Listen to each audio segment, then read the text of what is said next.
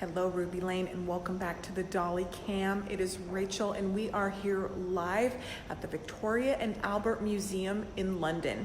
This is going to be one of our last videos for Doll and Bear Week, but we are saving something so special for you and you're going to experience it live right with us and Michael Kanata. So please share the video so that they can see, other people around the world can see these extraordinary dolls. I'm going to turn the camera and Michael already has his box cutters because he's ready to bust these dolls out. Hi. Do you know, I'm so moved I could possibly cry. This is the cherry on top. This is the creme de la creme. We are standing before true doll royalty. Lord and Lady Clapham. You know, the one thing about them that I think is so amazing, I've seen them before, but I'm reminded again today how large they are. Mm-hmm. These are large dolls, circa 1780, 90, up to maybe even 1700.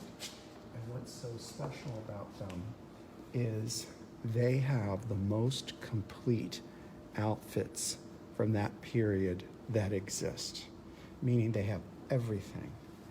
I'm going to start with the shoes. I love their shoes. These are professionally cobbled shoes.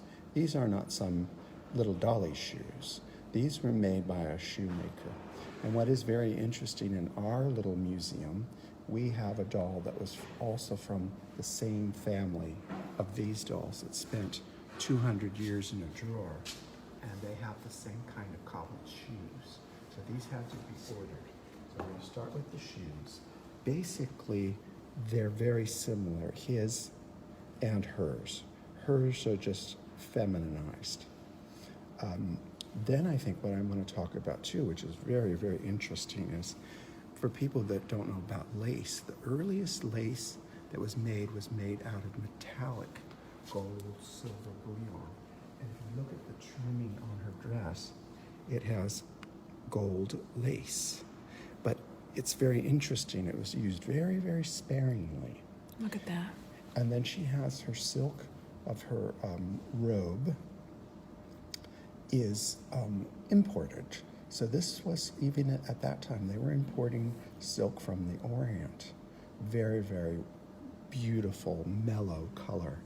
And then we get to her upper bodice. Again, it's all silver, gold, metallic, and it's beautifully, beautifully quilted. But the wonderful thing is that her fontage cap that she's wearing. And if you look at it, it's a strange little cap that started out as, it was an apron.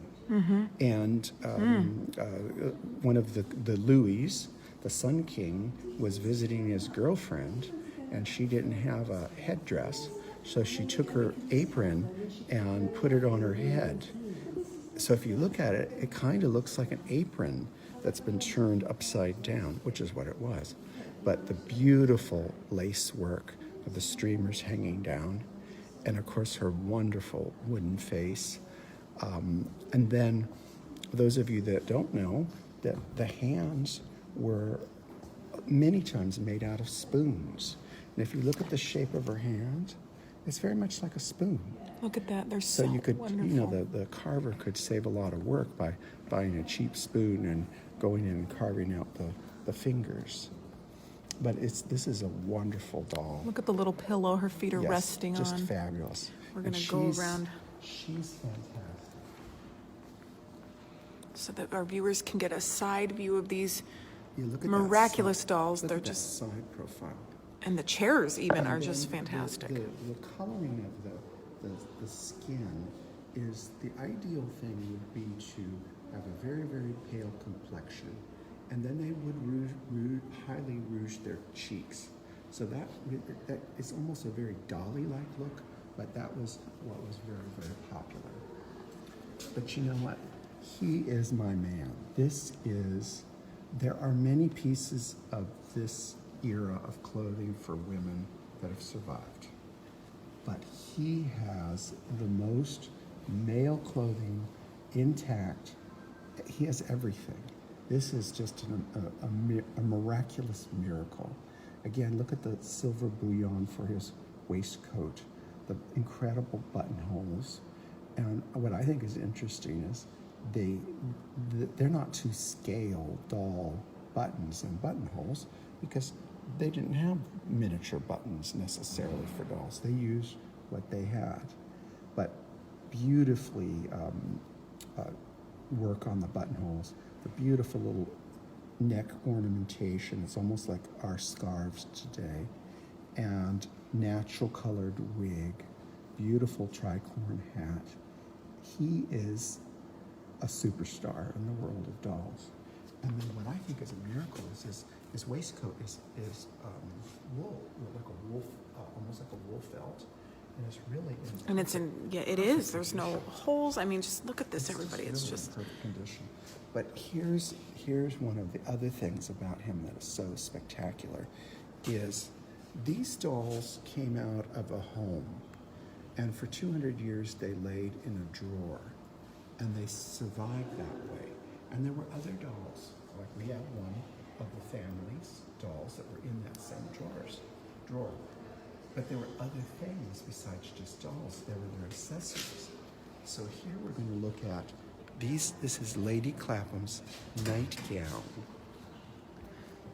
Look at this nightgown. This is amazing. It's her nightgown. And again, I believe that this is imported silk.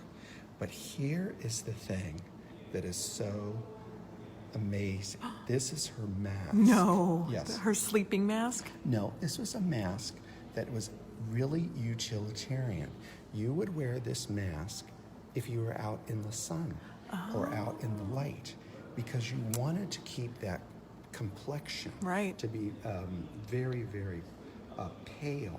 And I if you love see, it. Look at Rachel, the opening there would have been a string and there would have a little bit of ball on the string, and you would have put the ball in your mouth to hold the mask on your face. So this was amazing. This is so incredibly rare. It's just so rare. I mean, I think that there's maybe one full-size mask that survived. And then these are her jewelry pieces. So she had a pair of diamond earrings, and she also had a pearl earring. So she was a rich girl. She was a rich girl. And it is believed that these dolls came down through the Stuart line of the King James version of the Bible. So that's how they came down through. So these were really royal dolls. So then we're going to look at Lord Clapham's nightgown. Wouldn't I? So he has Gosh, a matching, how adorable. Matching. A matching nightgown to her. So it's just very interesting. And look at the very naive sewing. It wasn't the greatest sewing. Very, very naive. You know, we're not in the age of like the Victorian age where you really, really had that. You know, you had to be exact with your sewing. I mean, we're in 1690, 1680, 1690. You know, up into 1700, just fantastic. And look at the color. This could be modern. Mm-hmm. This absolutely could be a dress that Rachel Hoffman would wear. It's, beautiful little I wish I had it. It's wonderful. Okay, and then we're going to look at the last drawer. And here are some fabulous pieces. Look at that. This is Lord Clapham. So just in case he has to get into a sword fight, this is his original sword. Gloves. Look at those gloves. Phenomenal. Fantastic. And Just I believe amazing. that this is a purse. So here are the dolls. Here are the dolls. Yes, we and there's found a the doll dolls. person. If you know. So this would have probably been for a pouch for tobacco. And then here he has this wonderful little bit of coinage from the time frame. Amazing. So, I mean, this is a super, super piece. You know, this is one of, in my opinion, one of the most important items in the world of dolls. And it's one of those things that dolls can help tell us the history of humanity. Mm-hmm. And how people lived, and what they wore, and the social order. They're just fantastic. They're worth a trip to come to England. They are worth the trip in itself. As soon as you see them, your heart just stops. I mean, it's just, they're so captivating. Yes. When we're ready to, we've been joking about using our box cutters to bust them out because they're just the ultimate. I would love to have them. I think any collector would love to have them, but they really belong to the world. Yeah, they do. Something that are very, very special. Mm-hmm. So many people get to enjoy them this way. Just fantastic. And thank you to the Victoria and Albert Museum who allows filming. Yes, yes. Whether they like it Or not. That's right. Okay. Bye-bye, Ruby Lane. Bye-bye, Michael. Thank you so much.